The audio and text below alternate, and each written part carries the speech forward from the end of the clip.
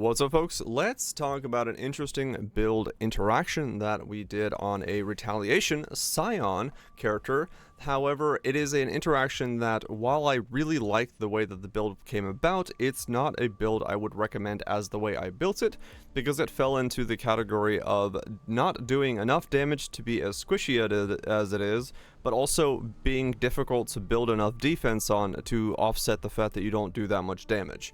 So it's kind of in this weird middle ground where I know that there has to be some way to make this interaction weave into a full build and feel very good, but I just don't really see how exactly I would go about it until other than doing it from the beginning again, which I already did this once. I started this as a champion to steal the gladiator node, and then I made it into a scion, and it's been a journey on this build, but I don't know. I don't know exactly. It feels a little clunky. It doesn't work as smoothly as I would want it to. But it is a very cool interaction, and I'm definitely going to keep it in the back pocket in case in the future we get some other things. So what am I talking about interactions-wise, and what does it do in mapping? It is based off of the Glacial Shield Swipe Retaliation attack, which allows you to basically just hit the ground and this giant nova with a massive radius, I'm talking like 10-meter radius, comes out, destroys everything in front of you. However, to make that interaction work, you do have to first block something because it is a retaliation skill. Normally, you would go and get a bunch of block, and then that would allow you to then use the skill to actually like block with and activate retaliation, and then you could be having the gladiator node and some other things, and then you could use the retaliation skill multiple times depending on your RNG, and then you would have to block again, and so on and so forth. The skill cannot be reactivated as long as it's on cooldown, so you would, alternate between different retaliations and what have you to make this work. However, there's a new unique called the Monastery Bell. The Monastery Bell is a item that has the line count as blocking attack damage from the first target hit with each shield attack. This means you can hit with a shield attack like Shield Charge, reactivate your Glacial Shield Swipe, so you don't have to block, so you don't have to go into blocking as heavily. And this was kind of where the interaction started with, and kind of you can see it in mapping, basically just walking around, chucking out some things that are shield attacks, and then I can keep attacking with the shield swipe. But that's where things get interesting. This is Glacial Shield Swipe. So Glacial Shield Swipe has the line that you block an attack with your shield, you're able to retaliate. When you do that, you're able to then use the skill for one charge, or if you have something like the gladiator nodes and things of that nature, you're able to use it multiple times, kind of rolling the dice on how many cooldowns you get from that skill, and that's the general way of working with the skill. However, in this case, we have the Monastery Bell, which makes us have that re-trigger so that we can attack with a shield skill and count as blocking. Now, that alone itself isn't that interesting because, or it is in some degree, it allows you to use something like Shield Charge to basically hit them with the Shield Charge, and that will count as blocking for the Glacial Shield Swipe, and you'll get a charge of that back.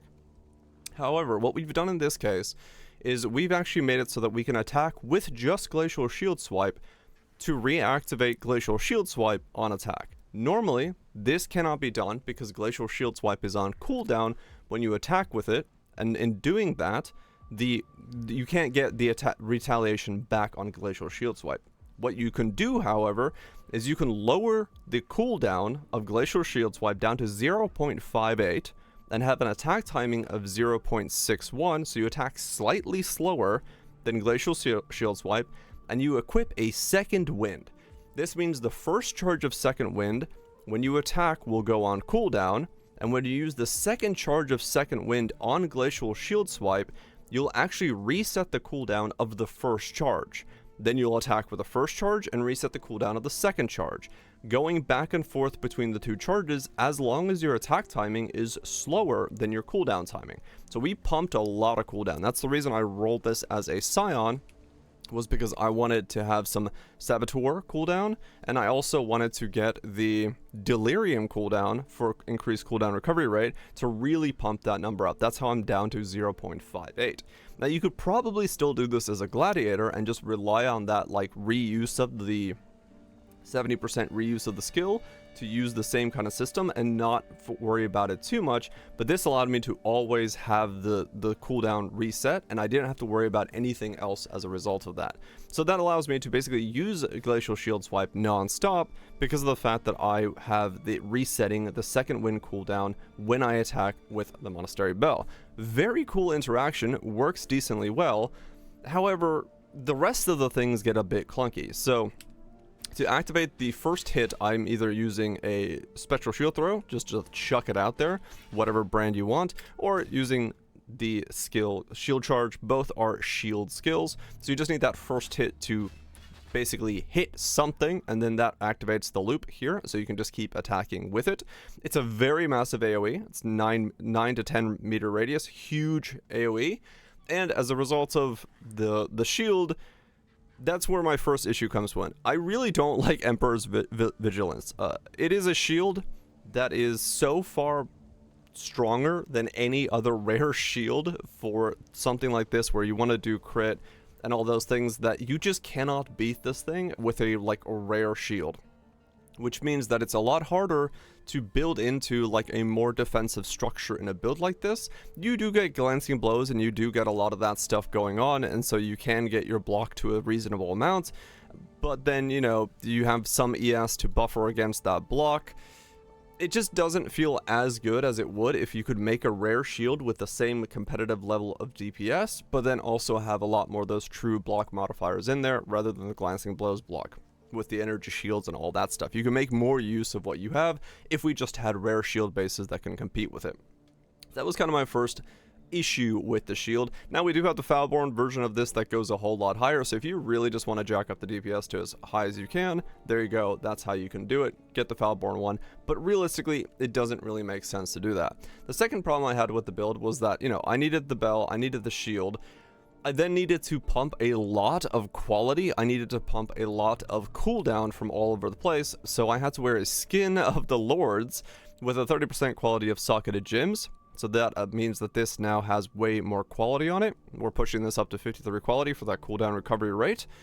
We use Expert Retaliation 2130 in here as well because that pumps up that cooldown recovery rate. So that's how we're pushing even more cooldown there. Second Wind eats up a slot just so we can attack again. 1, 2, 1, 2, 1, 2. We need cooldown on the belts. We need cooldown on the boots. We need cooldowns that are... where's my Bound by Destiny? Bound by Destiny cooldown for Shaper items. We have 2 of those, so we gotta pump that cooldown.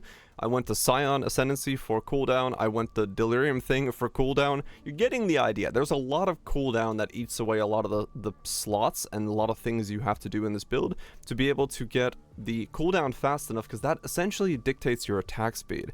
So when you do a build like this, you always lose like kind of vector of one of the scalings. So I have crit multi, I have a lot of increased, and I have some more.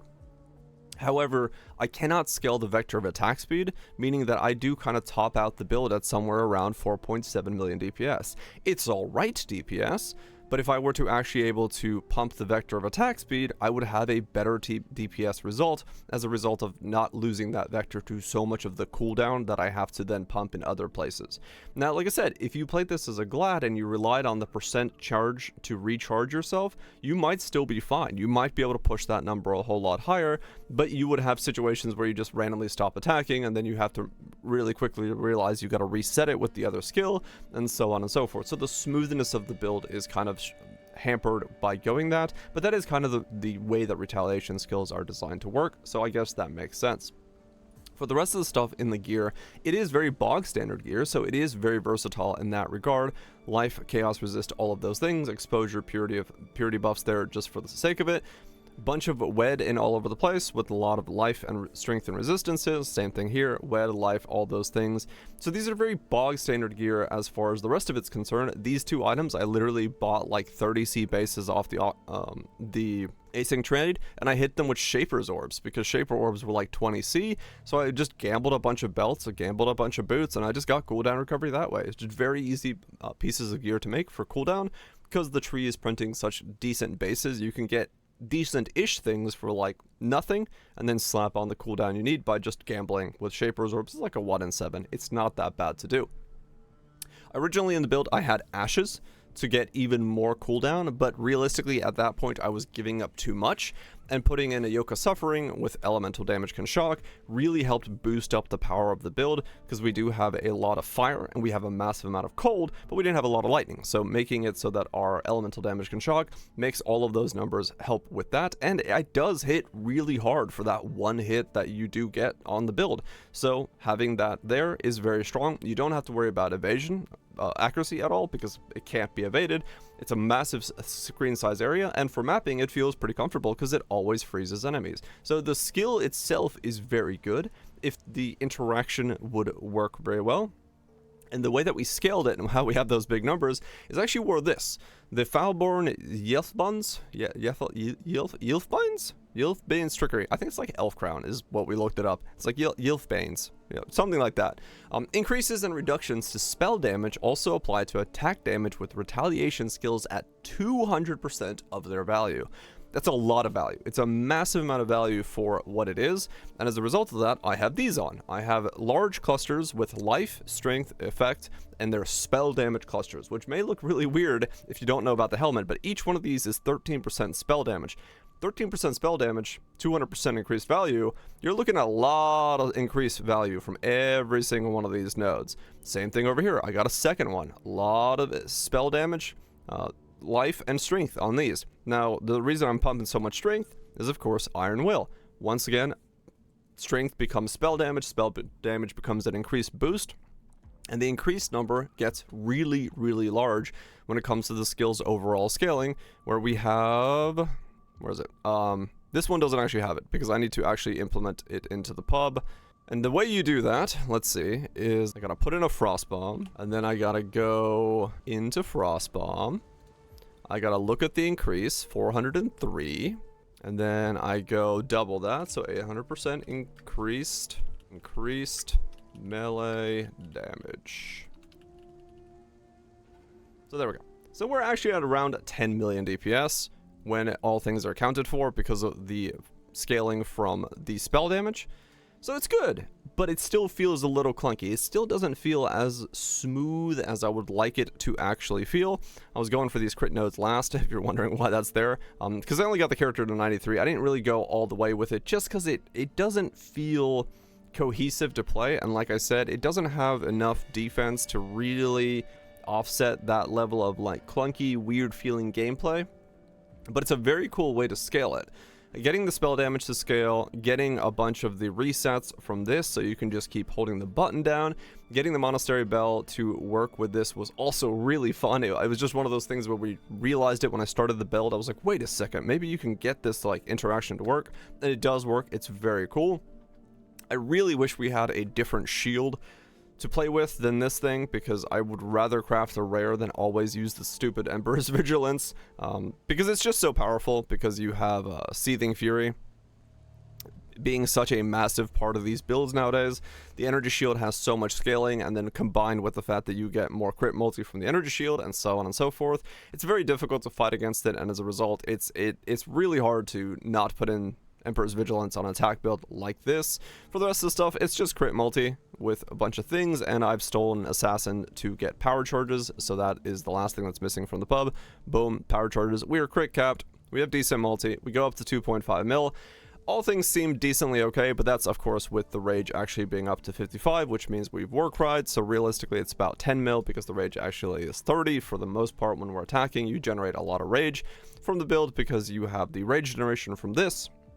So that all kind of compounds on top of each other there. You get a crit, you get a lot of crit multi, you get a lot of increase, you have a couple links for damage available, not too much, maybe some of these could be swapped out, and that's kind of the more multiplier missing, and then you have to waste 2 links on essentially getting that loop with the bell to work.